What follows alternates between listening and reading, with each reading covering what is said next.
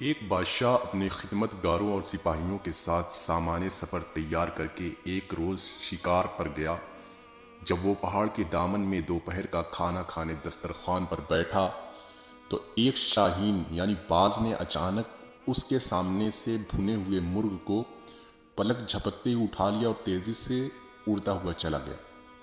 بادشاہ یہ بھنا ہوا مرغ کھانا چاہتا تھا لیکن وہ دیکھتا کا دیکھتا رہ گیا۔ اس نے فوراً ہی اپنے سپاہیوں کو حکم دیا کہ گھوڑوں پر سوار ہو کر باز کا پیچھا کریں اور مرغ واپس لے کر آئیں۔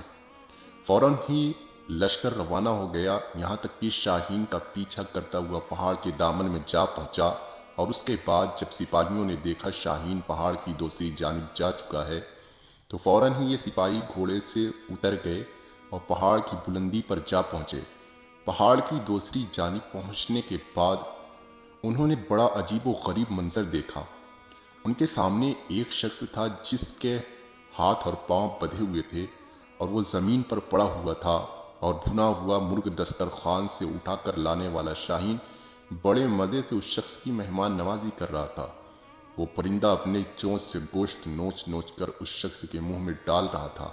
اس کے بعد وہ اڑا اور کہیں سے اپنی چونچ میں پانی بھر لایا، پھر اس نے یہ پانی بھی اس شخص کو پلا دیا۔ سپاہی اس شخص کے قریب پہنچے اور اس کے ہاتھ پاؤں کھول کر پوچھا کہ یہ کیا ماجرا ہے۔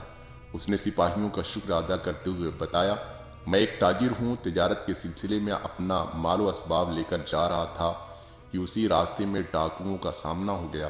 وہ میرا مال و اسباب لوٹ کر لے گئے۔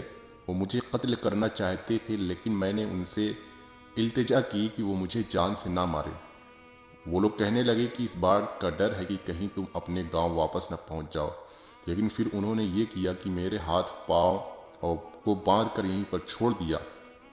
پھر دوسرے دن یہ پرندہ میرے لیے کہیں سے روٹی لے کر آیا اور آج یہ بھنا ہوا مرغ لے آیا۔ روزانہ 2 مرتبہ یہ پرندہ میری مہمان نوازی کرتا ہے۔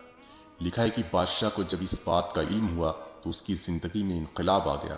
وہ کہنے لگا، افسوس ہے ہم پر کہ ہم ایسے خدا کی خدائی سے غافل رہیں جو اس انداز سے اپنے بندوں کو رزق فراہم کرتا ہے اور دنیا کا نظام چلاتا ہے۔ یہ کہہ کر بادشاہ نے اپنی حکومت سے کنارہ کشی اختیار کر لیا اور اپنے زمانے کا بڑا نیک اور پرہیزگار عابد اور زاہد بن گیا۔ یہ واقعہ سید جزائری نے اپنی کتاب انوار نعمانیہ میں لکھا ہے۔